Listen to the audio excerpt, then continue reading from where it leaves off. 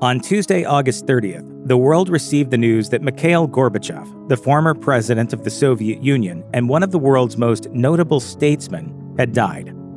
Gorbachev passed away at the age of 91, reportedly following a period of prolonged illness.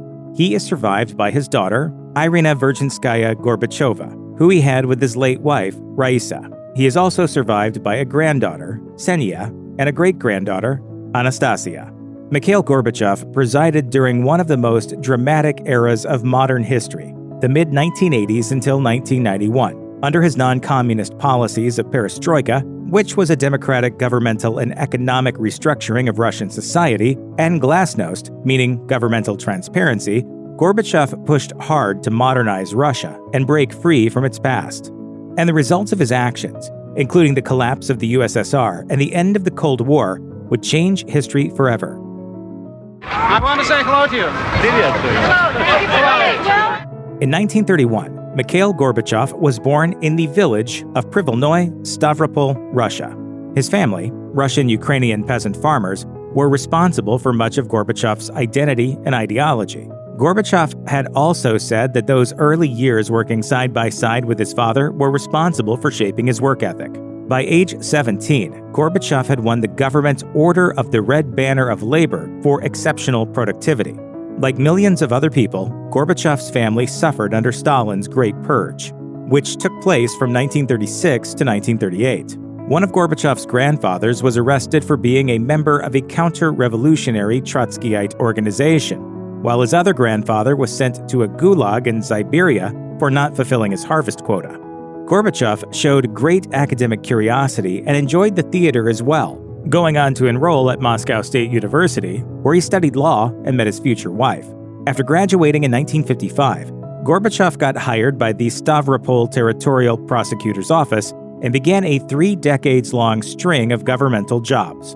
By 1985, he reached a position that allowed him to help shape government policy. Mikhail Gorbachev is best known for presiding over the dismantling of the former Soviet Union during the mid to late 1980s.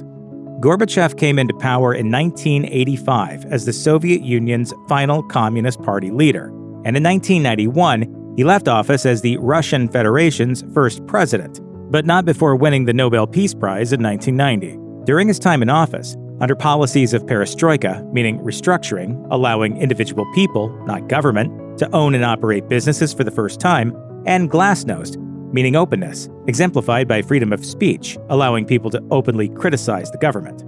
Gorbachev also signed the INF Treaty alongside President Ronald Reagan in 1987, abolishing the use of nuclear weaponry in conventional warfare and effectively ending the Cold War. Gorbachev never espoused values of liberal democratic policies out of a love for the West. He did it out of a love for Russia and to preserve his nation's future. Radio Free Europe quotes him as saying, "I believe that the democratic path of Russia's development is the only correct one, that only on this path can our country develop and solve any problems." Gorbachev was vocally critical of the West throughout his life. His writing described the arrogance and triumphal mood of the United States during the end of the Soviet Union. He stated that the U.S. had been rubbing its hands with glee as the nation went through a vulnerable period of disintegration. And when Russia invaded Ukraine in 2022, Gorbachev attributed some of the blame to post-Soviet policymaking between Western NATO-allied powers and nations in the former Eastern Bloc. At home, Gorbachev was a family man who remained with his wife, Raisa, until 1999 when she passed away from leukemia. After this, he kept himself surrounded by loved ones until his own passing. In the years leading up to his death, Mikhail Gorbachev experienced a number of health scares. From 2013 onward, Gorbachev was repeatedly forced to deny rumors of his death and confirm that he was, indeed, still alive. What should be on your gravestone? Мы старались